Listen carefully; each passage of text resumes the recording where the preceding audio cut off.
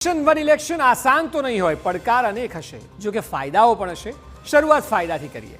એક તો ચૂંટણી પાછળનો કરોડોનો ખર્ચ બચશે કે જે સરકાર કહી રહી છે। અલગ અલગ રાજ્યોમાં ચૂંટણી થાય છે, સ્થાનિક સ્વરાજની ચૂંટણીઓ થાય છે, અધિકારીઓથી લઈને ખર્ચ વધારે ત્યાં થતો હોય છે, તે બચી જશે।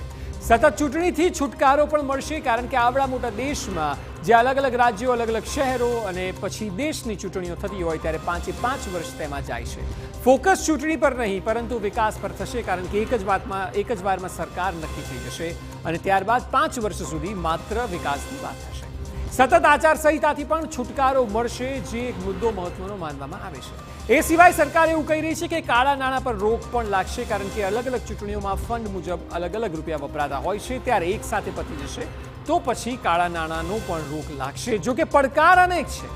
શું છે પડકાર તે બતાવીએ તો બંધારણ અને કાયદામાં ફેરફાર કરવા પડશે, કારણ કે બંધારણમાં દરેકે દરેક ચૂંટણીનું મહત્વ છે, શહેરથી લઈને ગામથી લઈને રાજ્યથી લઈને દેશની, ત્યારે તેમાં કેટલાક ફેરફાર કરવા પડશે। બંધારણમાં જરૂરી સંશોધન પણ કરવા પડશે અને આ કોઈ આજકાલમાં થઈ જાય તેવી વાત નથી।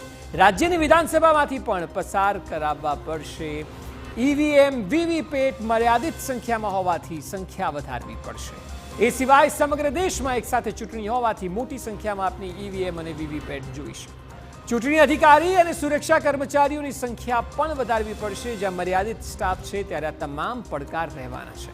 સૌથી મોટો પડકાર તો એ પણ છે કે જ્યારે આટલા બધા રાજ્યોમાં પણ ચૂંટણી થતી હોય, માની લો કે કોઈ રાજ્યમાં ચૂંટણી ભંગ થઈ તો પછી એ રાજ્યનું શું કરીશું? શું અમુક સમય સુધી તેમાં રાષ્ટ્રપતિ શાસન રહેશે કે પછી તેમાં ફરી ઇલેક્શન કરવામાં આવશે? જો ફરી ઇલેક્શન થાય તો પછી આ લિંક તૂટી જાય અને એટલા માટે અનેક પડકારો આ તમામ બાબતે જોવા મળશે।